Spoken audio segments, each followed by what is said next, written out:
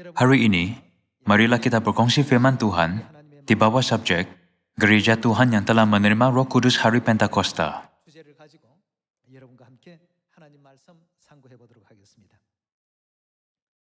Pada pendapat Anda, 여러분 뭐라 apakah misi gereja?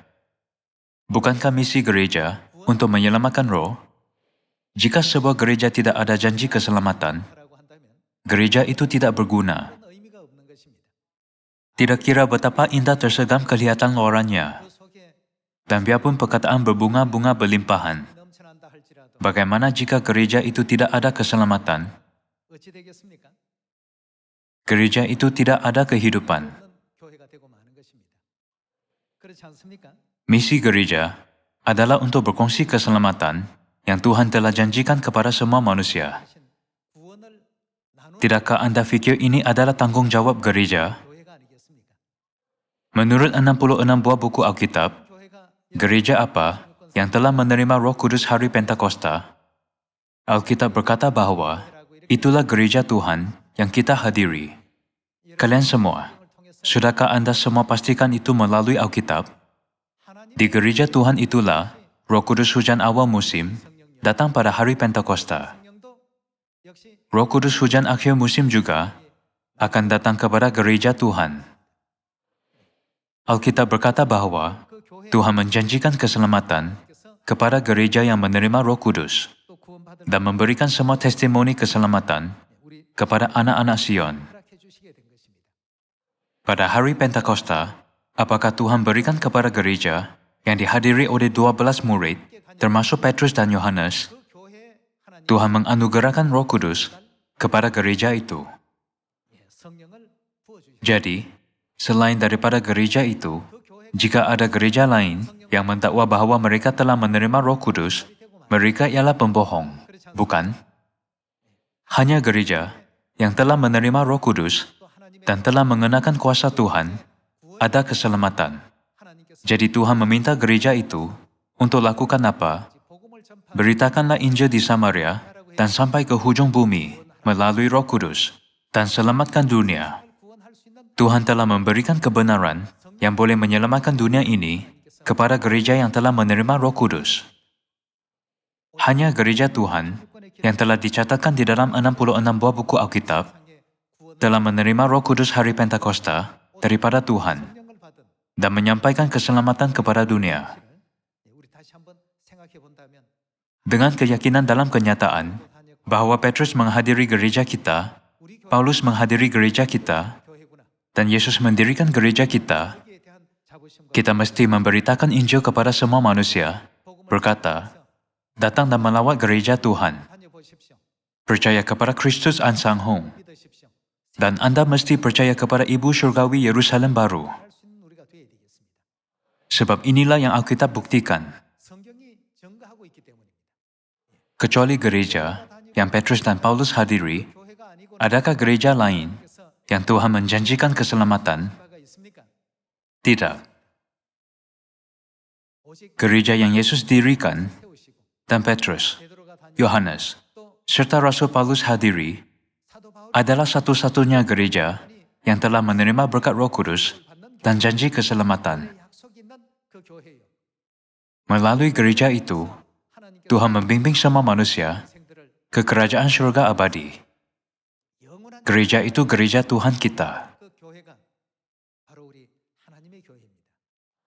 Hari ini, 그렇다면 marilah pastikan hal-hal ini satu demi satu, 그래서 berkongsi firman Tuhan bersama-sama. 성경이 Kita semua harus percaya bahwa 또 Alkitab telah membuktikannya. 교회에 되겠습니다. Apabila Anda melihat sekeliling, 보면 dapatkah Anda menjumpai gereja yang mengetahui hari Pentakosta dan ibadah, mempunyai pemahaman betul tentang perayaan Tuhan? 하는 데가 있습니까? Tidak ada.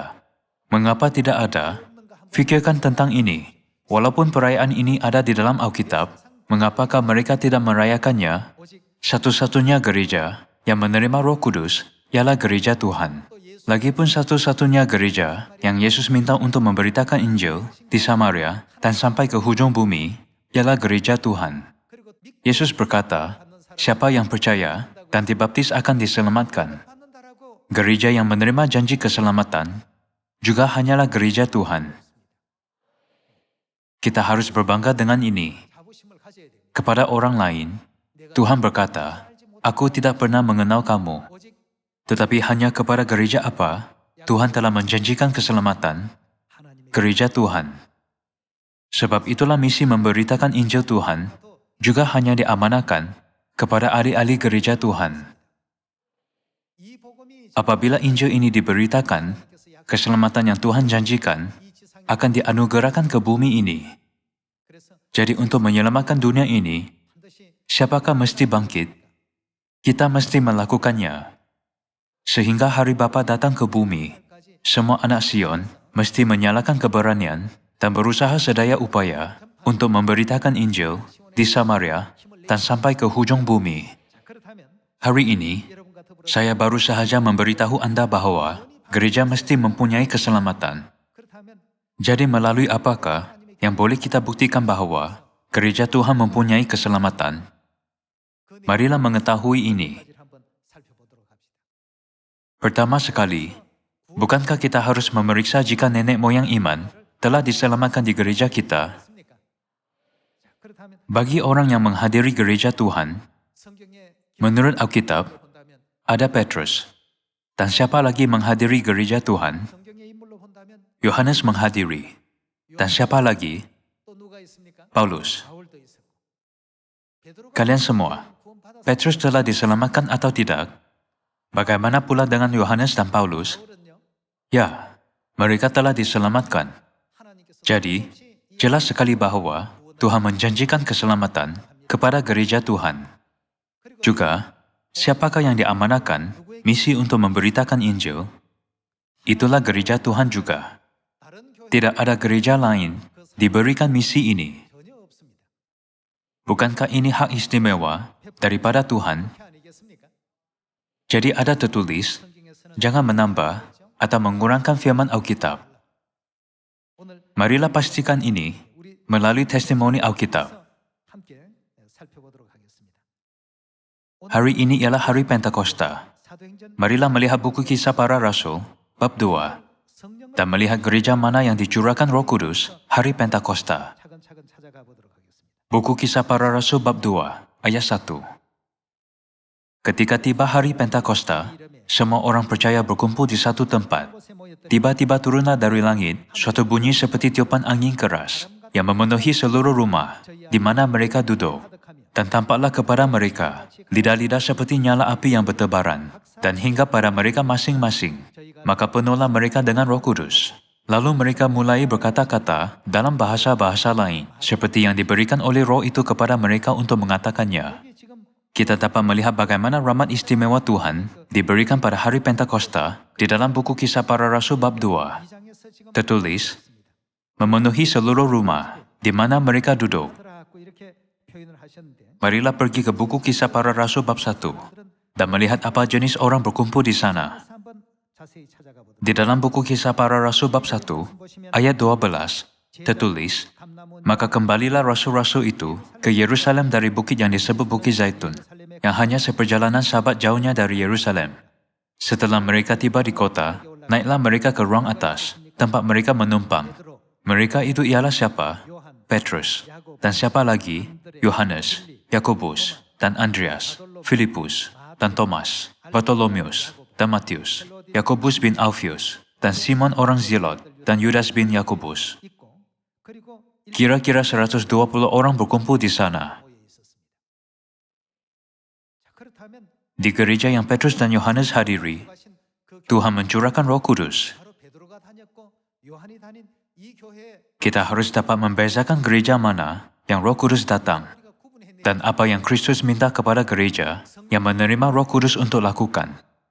또 성령 받은 그 교회에 그리스도께서 무슨 당부를 하고 가셨는지 Marilah melihat satu ayat lagi mengenai ini. 하나 더 찾아보도록. Buku Kisah Para Rasul, bab 1 ayat 6. Maka bertanyalah mereka yang berkumpul di situ, 모차와 가루 Tuhan, 주께서 maukah engkau pada masa ini memulihkan kerajaan bagi Israel? 가라사 Jawabnya, 때와 engkau tidak perlu mengetahui masa dan waktu yang ditetapkan Bapa sendiri menurut kuasanya. 오직 Tetapi kamu akan menerima kuasa kalau Roh Kudus turun ke atas kamu, dan kamu akan menjadi saksiku di Yerusalem dan di seluruh Yudea dan Samaria, dan sampai ke ujung bumi. Marilah melihat ayat 8 secara teliti. 자세히 한번 보세요. Tetapi kamu akan menerima kuasa kalau Roh Kudus turun ke atas kamu, dan kamu akan menjadi saksiku di Yerusalem, dan di seluruh Yudea, dan Samaria, dan sampai ke ujung bumi. Kepada siapakah dia mengamanahkan misi ini? Kita perlu melihat dengan jelas kepada gereja mana yang dia amanahkan misi ini. 보셔야 됩니다. Semua gereja mendakwa bahwa Tuhan mengamanahkan misi ini kepada mereka. 라고 하는데 Tetapi itu tidak benar sama sekali. Memandangkan Yesus mengamanahkan misi itu kepada Petrus, Yohanes, Yakobus, dan Matius, apabila dia diangkat, 전부 kita perlu fokus kepada gereja yang mereka hadiri. 예배냐 이겁니다. Tuhan pasti akan berkata, 없이 beri perhatian kepada gereja yang Petrus hadiri, 목을 하라. dan beri perhatian kepada gereja yang Yohanes hadiri. Kalau begitu, semua manusia akan dapat mengenali gereja mana yang mereka mesti hadiri untuk mengambil bahagian dalam keselamatan yang Tuhan sediakan. 할 수 있는지를 분명히 알 수 있는 것 아니겠습니까? 자, 우리 그 Marilah pergi ke buku Injil Lukas, bab 22, 그 부분 dan melihat bahagian itu secara teliti. Ayat 7. Maka tibalah hari raya roti tidak beragi, 이런지라. yaitu hari di mana orang harus menyembelih domba Paskah.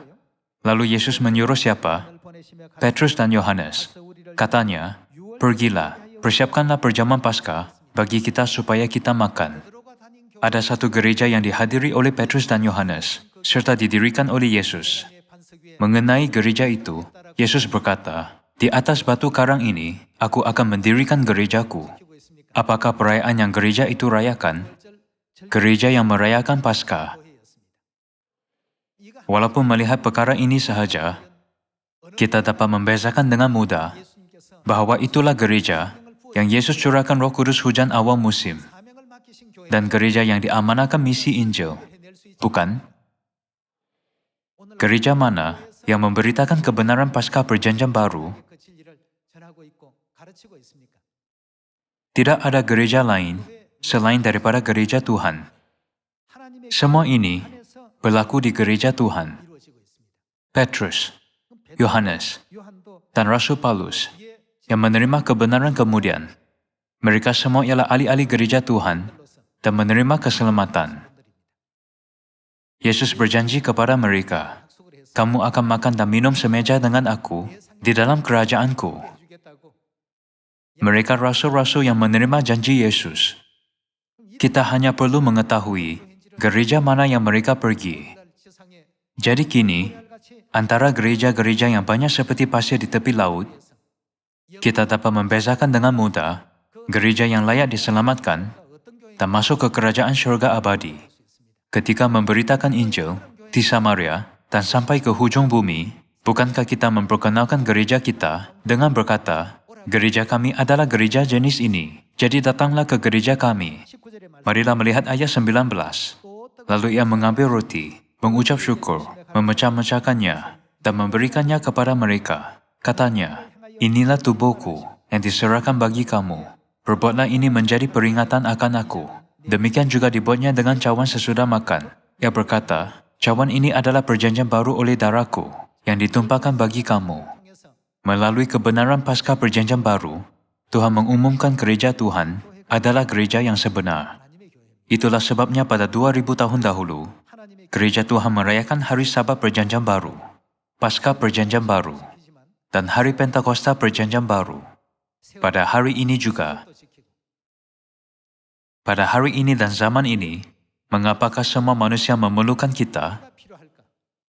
Ini karena Kristus telah memberi kita misi untuk menyelamatkan dunia ini. 맡겨주셨기 때문에 Manusia memerlukan gereja Tuhan sebagai jalan yang membolehkan mereka mendekati Tuhan. Gereja itu sahaja yang diamanahkan misi Injil dan membawa manusia ke dalam pangkuan Bapa dan Ibu dengan menginjil di Samaria dan sampai ke hujung bumi. 하는 교회가 유일무이한 Inilah gereja kita, 교회 gereja Tuhan misi masyarakat dunia. 바로 우리 교회입니다. Kalau begitu, bukan sahaja 2000 tahun dahulu, 순간이 tetapi pada masa ini juga, gereja Tuhan ialah satu-satunya gereja yang Tuhan izinkan untuk menjalankan kerja hebat keselamatan di seluruh dunia bagi pihaknya. 교회라는 사실이 Sangat jelas, bukan?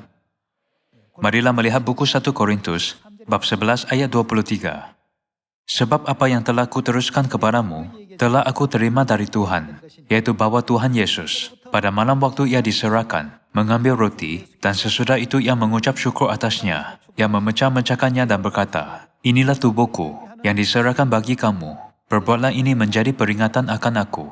Demikian juga ia mengambil cawan. Sesudah makan lalu berkata, "Cawan ini adalah perjanjian baru, yang dimeteraikan oleh darahku. Perbuatlah ini, setiap kali kamu meminumnya, menjadi peringatan akan aku. Sebab setiap kali kamu makan roti ini dan minum cawan ini, kamu memberitakan kematian Tuhan sampai ia datang." Rasul Paulus memetik petikan di dalam buku Lukas bab 22 ayat 20, berkata, "Bukankah sekarang aku memberitakan Paskah perjanjian baru kepadamu?" Korintus ialah banda orang bukan Yahudi yang jauh dari Israel. Paulus memberitakan Injil bahkan kepada orang bukan Yahudi, berkata, "Sekarang aku memberitakan kepadamu Paskah perjanjian baru yang telah Tuhan ajarkan." Paulus merayakan Paskah yang Petrus dan Yohanes rayakan. Bukankah mereka semua rasul-rasul yang menghadiri gereja yang sama? Apakah nama gereja yang mereka hadiri? Marilah melihat buku 1 Korintus bab 1. Bab 1 ayat 1. Dari Paulus, yang oleh kehendak Tuhan dipanggil menjadi Rasul Kristus Yesus, dan dari Sostenes, saudara kita, kepada apa? Jemaat Tuhan di Korintus. Setiap gereja dinamakan menurut lokasinya. Gereja Tuhan di Korintus, Gereja Tuhan di Efesus, Gereja Tuhan di Smyrna. Terdapat gereja-gereja Tuhan di kawasan berlainan. Gereja di Efesus, Gereja di Smyrna, Gereja di Pergamus, Gereja di Tiatira, Gereja di Sardis, Gereja di Philadelphia, Gereja di Laodikia. Setiap gereja dinamakan menurut kawasannya. Memandangkan gereja itu terletak di Korintus, Alkitab memanggilnya Gereja Tuhan di Korintus. Apabila Tuhan memenuhi misinya di bumi ini dan naik ke surga, Dia memberikan gereja Tuhan kuasa untuk menyelamatkan seluruh dunia. Apakah misi gereja itu? Marilah melihat buku Markus, bab 16 ayat 15. Lalu ia berkata kepada mereka, "Pergilah ke seluruh dunia, beritakanlah Injil kepada segala makhluk. Siapa yang percaya dan dibaptis akan apa? Diselamatkan." Oleh itu, setiap ajaran yang gereja Tuhan beritakan ialah mesej yang berkaitan secara langsung dengan keselamatan kita. Orang yang menolak mesej keselamatan tidak akan diselamatkan, tetapi dihukum.